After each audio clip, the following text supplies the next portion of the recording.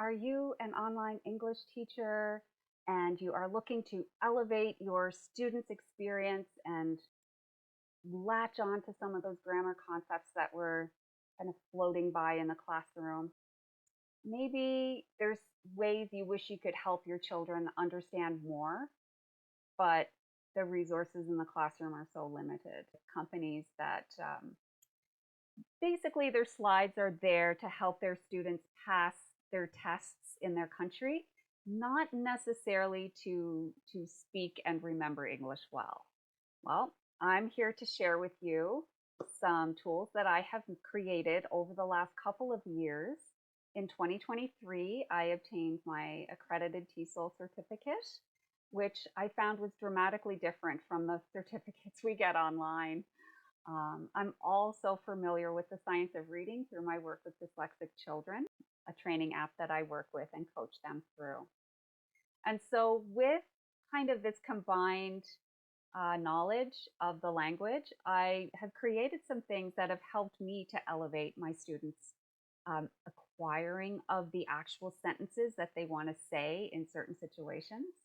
Yeah, no, I think they're awesome. I've had student responses that are honestly very, very good. They very much appreciate some of the content that I'm about to share with you, and parents as well.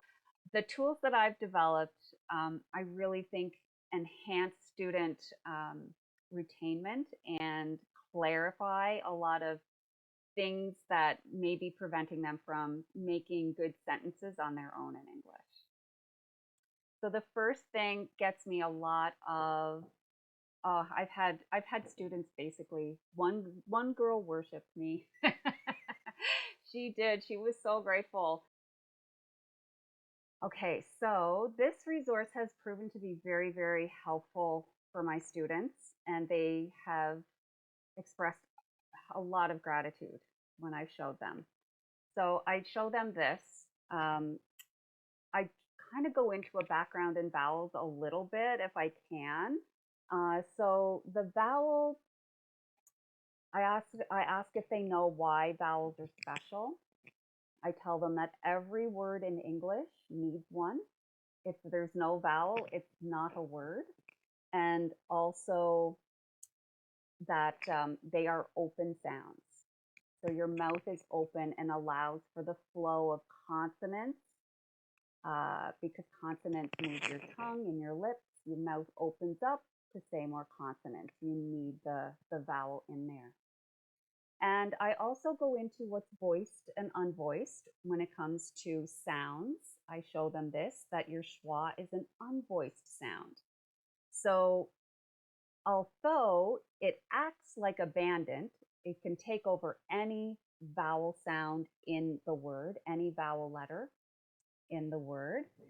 Um, but it's there to save us breath. It's in 25% of the words. And because your vowels are voiced sounds, um, because they're voiced, you're going to have to say these in an unvoiced way because they're almost the same. The sound is I and but the difference is that these are voiced. So how do I show that? Sometimes I'll write a TH and I'll say bath and bathe, bath, bathe. I will also show them the S and the Z, how my mouth does not move when I say those sounds.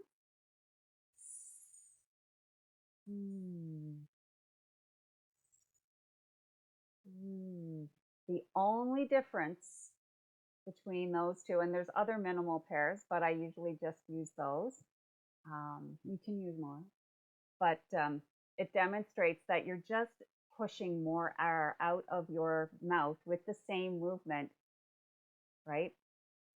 So that's how I do it. I demonstrate that because, and I'll even get them to do the sounds because it's important that we know that there is a difference, even though they kind of sound the same. So then I'll take them into the word and I'll show them that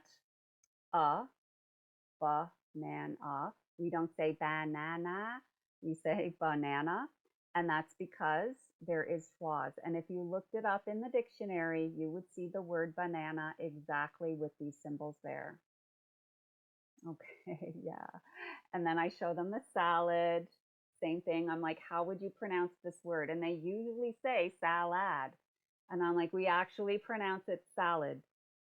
Okay, now sometimes I've had students know that that says salad because they've been corrected, but they don't understand why. And then I show them other words like women, and I write down the, and I'll write down like a cat. And I'll say, look, it's a vowel. It has to be a vowel to be a word. If that wasn't a vowel, it wouldn't be a word. And also look at these other words that we read every day that we never notice, right? That we don't question. And basically I tell them they're in 25% of the words, but we just become familiar with what words have the schwa and what ones don't. And that's all we can do. And other languages do mark them. But anyway, here I talk about just when students sometimes they'll say, what do they say? They'll say, I running, or I is run, right? They mix these up. And so this is perfect. I'll sometimes even ask them if they know what tense means. And I'll show them that it's time. Tense means time. So these are your present tense. There's two. And then here I'll show them that the do and does, don't and doesn't language goes with this format here. And that you talk about facts, or you can talk about things that you do every day, right? He, she, it. Again, you can go through one boy, one girl, Tammy or she.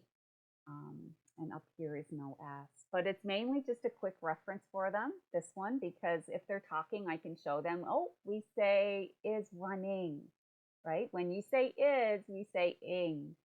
They are playing, ing, right? Are and ing go together.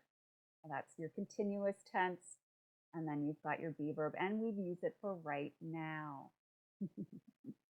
Yes, it's awesome. It's honestly, students are like, oh, you can hear them say it sometimes, right? And just to continue on with tense, I can also show the 3 different tenses. I'm like, do you know the different tenses? Sometimes it'll ask in past tense, right? It's a yesterday word, or you're trying to explain, you just kind of can't because there's not enough there to tell them what's going on. So I show them that this is the present, and I can take out my 2 types of present tense if I need to show them the present. And then I show them the past, right? When it can happen in the past. And this today, present tense, or even future tense. So if they're required to use this language, then I pull this out and try and help them form the sentence on their own. And if I need an understanding check, I can ask them what day it is today and what day is yesterday. And I'm like, yep, that would be the past. We would say that for a yesterday word. And what's tomorrow? Tomorrow is a will word. I will go to school. Okay, so that helps direct their speech and it clarifies it in their mind. And as an extension too from the tenses, we often run into participles.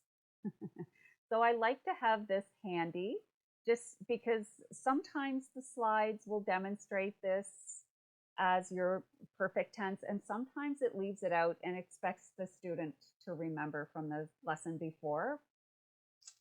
So I like to have this because it helps explain. I also tell them that there is no more conjugations after the participle. You have your present, your past tense words, and your participle. There's nothing after that. Yeah, but this is still handy. Now, this comes about for us in level 4. And level 4, yeah, it could be in any level though. For us, in this, it starts off level 4 with am, is, and are sentences, and then asking in those types of sentences using yes or no. And also it goes into the past tense with that. It goes into the was and were. But before we get into anything in depth, I like to ask my students if they know what the be verb actually means, because most of them get have and is mixed up, and I'm like, they can't know what it means. So I ask them, so I'm like, do you know what the be verb actually means? What's the meaning of the be verb? And they're like, I don't know. I'm like, well, do you know what the word exist means? And they usually say no, but I say, well, dinosaurs, right? Do you know dinosaurs? They say, yeah. I say, dinosaurs do not exist. They're dead. They're like, I'm like, yeah, they don't be. They don't be. However, be and you, we are alive. We be, right? And so I'll give them an example of he is strong. Okay. So he is existing as strong. Strength is inside him, in him, right? We could say she is fast. Okay, she is fast, and she is being fast. She is in fast mode. She is fast. Um, they are big. Okay, they are big. Bigness is in them. And then I'll be like, oh, I am a mouse. They usually start to laugh. They do. I'll be like, well, can we say that? No, right? I can't be a mouse. I have a mouse. I have it. It's on the outside of me when I have it. It's out there, but this means you are existing in a state of something when you are, is, or am it. So a couple of other things that I will throw into the mix. Yeah, it's just going to be a part of the bundle. I might make 2 bundles, but I think it's just going to be. So yeah, when to add ES. Kind of a helpful chart, right? Yeah. I like to have those things so that students, this lessens confusion any way that I can about the language. I like to try and help them understand. And every once in a while, you get a student who doesn't know that the soft C is spelt like this, and the soft G is pretty much the same. Okay, so we can go into that. I show them the words, and obviously we go through the thing on the side there. Some students in the lower levels, how are you? I'm 9, right? How are you? Then I show them this. Okay. Now, if they want to, do you like? Sometimes they don't understand. I'll be like, do you like? Yeah. And sometimes things go on in the classroom that you can't say much about, but you want your student to feel supported. And so I have the love there. A couple of other things I will throw in. I like having this to kind of see that. You can do like a comparison there. Themselves, they, ourselves, we, itself, it, and you can bring it up top as well. Okay. So I've got this one and a couple of others that I will include that are just kind of handy demonstrations to have. And a couple of things that have been indispensable but aren't really teaching, and I'm going to share them with you. This is really hard to explain to lower level students. And we have a full level 1. Gosh, there must be hundreds of slides on a magic cat in the company that I'm contracted with. And so I like to have this to explain very quickly to students what's happening. And also, I don't show my leg, but this has come in so handy. Here's a leg, here's this one. And you can show like the parts instead of, yeah. It's honestly been so handy. I can't begin to tell you. So I'm just throwing it in. Um, yeah. So I hope that you can find value in these. I will be updating the list and making more, um, particularly with some of the Y spellings and some of the K spellings. Just something very simple that should kind of elicit lasting memory of what to do and how to use it. And just deepening their understanding of English and how, like, that's how we learn to use it, right? When we understand things better, where they fit, and yeah. So I hope you find it helpful. All right, guys, happy teaching. Happy teaching.